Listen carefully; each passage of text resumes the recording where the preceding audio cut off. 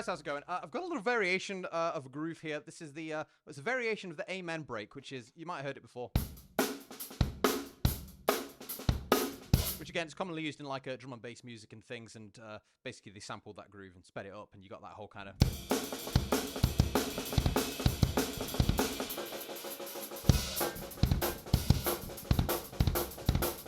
And that's where that kind of drum and bass kind of break came from, but it was that boom, doom, ga, digga, digga, boom. It was that kind of groove there. And this is a bit of a variation on that, which sounds kind of cool.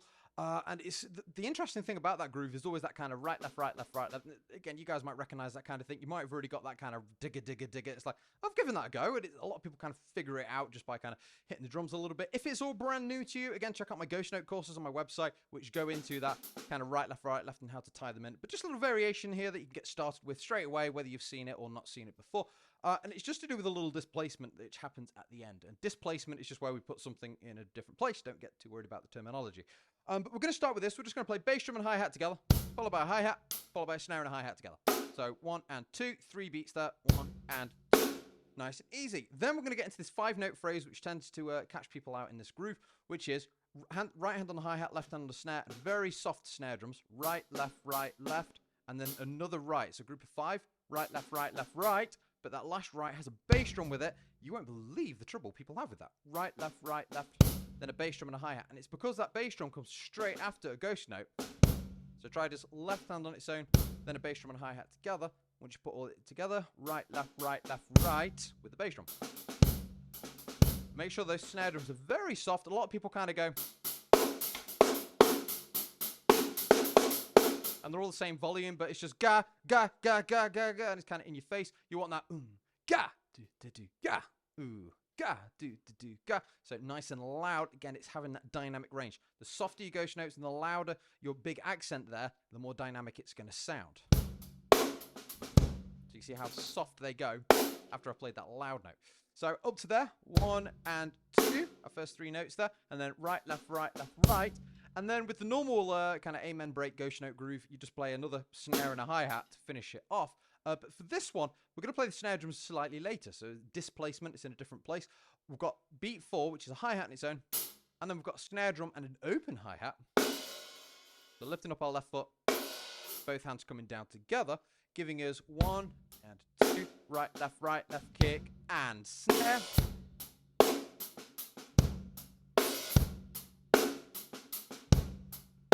See, it just creates a little bit of interest at the end, especially after you've got that right, left, and then that right there. So it's kind of like the notes aren't where you expect them to be, so it's a little bit quirky, but also kind of familiar. These are the kind of things I look for when I'm kind of working on a groove. So anyway, and then it's just a case of speeding it up, getting comfortable with it. Great way to practice this stuff is once you've kind of got the main groove down slowly, is try and do that, but then kind of muck around with it a bit. You're still focusing on it, but you're kind of keeping your interest rather than boring. You know, if you struggle to just focus on one groove and only get that, every so often maybe kind of go out and do something a little bit different and then come back to it. But the trouble is when I recommend that to people, they then go, okay, groove, fill, rah, and they kind of go crazy and they forget what they were doing in the first place. So make sure you're mainly doing the groove, but every so often try and do a variation because that's how you'd use it anyway when you're playing out on the gig. So anyway, I'm going to do a little bit of that now. I'm just going to play it. I'm going to start slow with a couple of fills, and then I'll speed it up a little bit towards the end, just showing you where you can take it speed-wise. So here we go.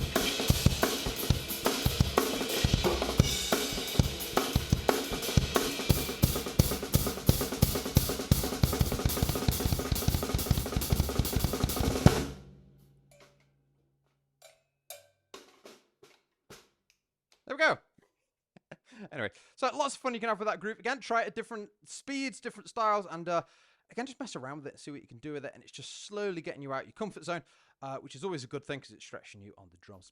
Anyway, you guys take care. I'll see you soon.